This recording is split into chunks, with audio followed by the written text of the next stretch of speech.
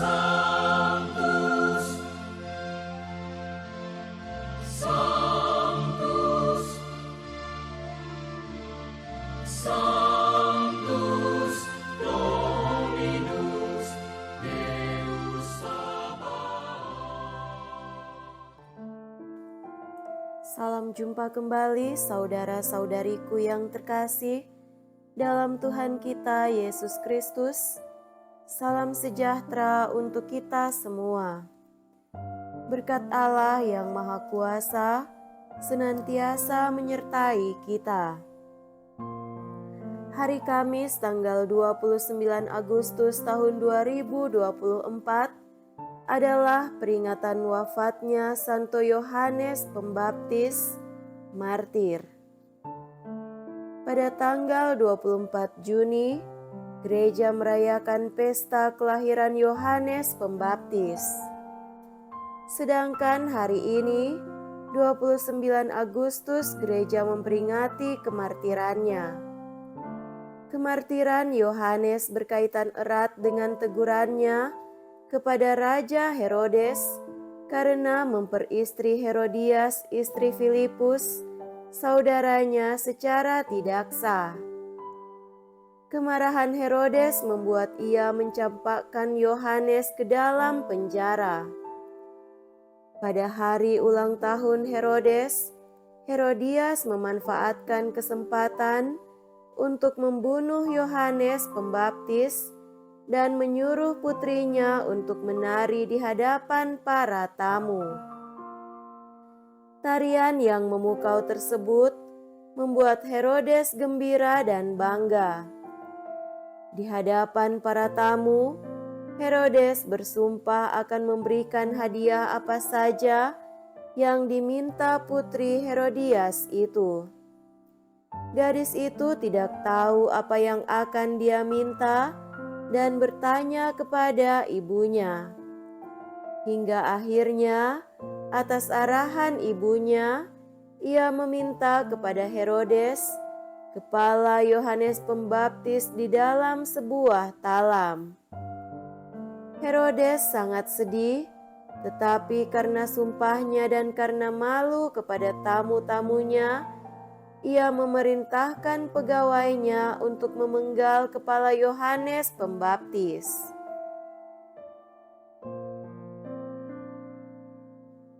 Marilah kita mendengarkan dan merenungkan bacaan-bacaan kitab suci. Dalam nama Bapa dan Putra dan Roh Kudus. Amin. Bacaan pertama dari kitab Yeremia bab 1 ayat 17 sampai 19. Sekali peristiwa, Tuhan berkata kepadaku, Yeremia, baiklah engkau bersiap.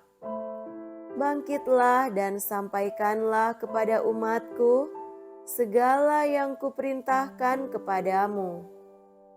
Janganlah gentar terhadap mereka, supaya jangan aku menggentarkan engkau di depan mereka.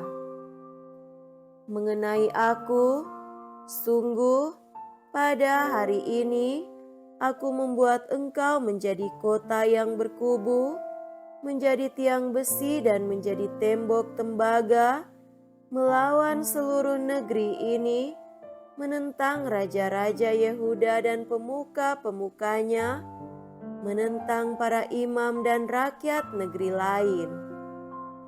Mereka akan memerangi engkau, tetapi tidak akan mengalahkan engkau, sebab aku menyertai engkau untuk melepaskan engkau.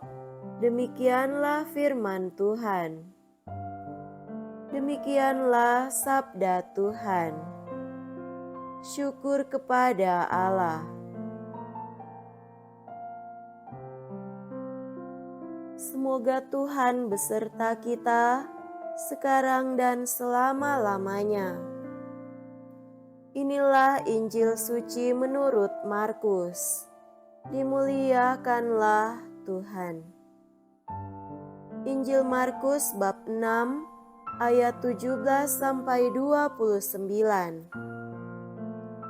Sekali peristiwa, Herodes menyuruh orang menangkap Yohanes dan membelenggunya di dalam penjara berhubung dengan peristiwa Herodias, yakni Herodes telah memperistri Herodias istri Filipus saudaranya. Yohanes pernah menegur Herodes, "Tidak halal engkau mengambil istri saudaramu." Karena kata-kata itu, Herodias menaruh dendam kepada Yohanes dan bermaksud membunuh dia, tetapi tidak dapat sebab Herodes segan terhadap Yohanes. Karena ia tahu bahwa Yohanes adalah orang yang benar dan suci, jadi ia melindunginya. Tetapi setiap kali mendengarkan Yohanes, hati Herodes selalu terombang-ambing, namun ia merasa senang juga mendengarkan dia. Akhirnya tiba juga kesempatan yang baik bagi Herodias, yakni ketika Herodes pada hari ulang tahunnya mengadakan perjamuan untuk pembesar-pembesar, para perwira dan orang-orang terkemuka di Galilea. Pada waktu itu, putri Herodias tampil lalu menari, dan ia menyukakan hati Herodes serta tamu-tamunya. Maka Raja Herodes berkata kepada gadis itu, "Mintalah daripadaku apa saja yang kau ingini, maka akan kuberikan kepadamu." Lalu Herodes bersumpah kepadanya, "Apa saja yang kau minta akan kuberikan kepadamu, sekalipun itu setengah dari kerajaanku." Anak itu pergi dan menanyakan kepada ibunya, "Apa yang harus kuminta?" Jawab ibunya, "Kepala Yohanes Pembaptis." Maka cepat-cepat ia pergi kepada raja dan meminta, "Aku mau supaya sekarang juga engkau memberikan kepadaku kepala Yohanes Pembaptis dalam sebuah talam." Maka sangat sedihlah hati raja. Tetapi karena sumpahnya dan karena tamu-tamunya, ia tidak mau menolaknya. Raja segera menyuruh pengawal dengan perintah supaya mengambil kepala Yohanes. Orang itu pergi dan memenggal kepala Yohanes di penjara. Ia membawa kepala itu di sebuah talam dan memberikannya kepada Herodias, dan gadis itu memberikannya pula kepada ibunya. Ketika murid-murid Yohanes mendengar hal itu, mereka datang dan mengambil mayatnya, lalu membaringkannya dalam kubur. Demikianlah sabda Tuhan. Terpujilah Kristus.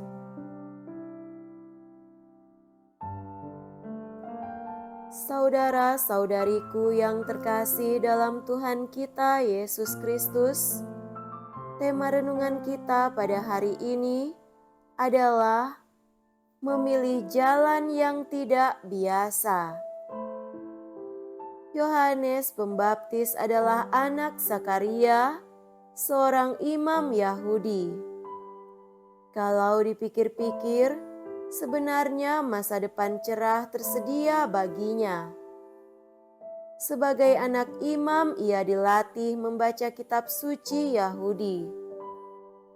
Di rumahnya, makan minum tersedia tanpa banyak kerja keras susah atau bersusah payah di bawah matahari. Sangat mungkin ia akan meneruskan karir ayahnya dan hidup bahagia sambil setiap hari melayani Tuhan di bait Allah. Namun ada roh yang luar biasa kuat menggerakkannya. Ia meninggalkan kemapanan dan keamanan itu dan masuk ke gurun serta menjadi seorang nabi.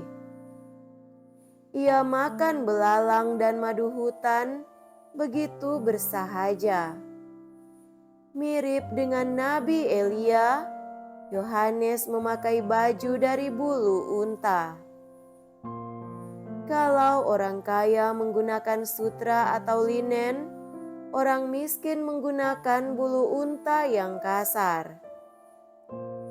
Dapat dibayangkan betapa tidak nyamannya hidup yang dipilih Yohanes.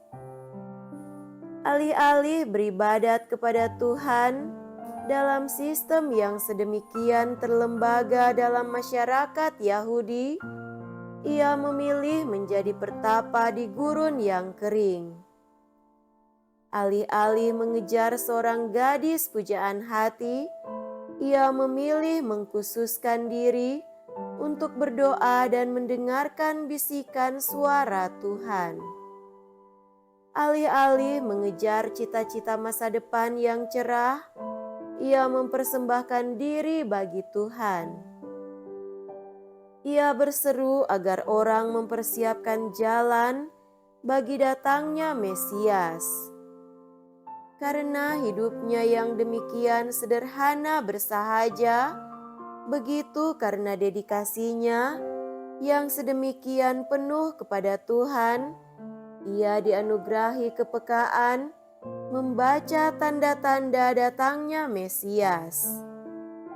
Dan ketika ia benar datang, Yohanes menunjuknya secara tepat serta mengarahkan para pengikutnya untuk sampai kepada Yesus.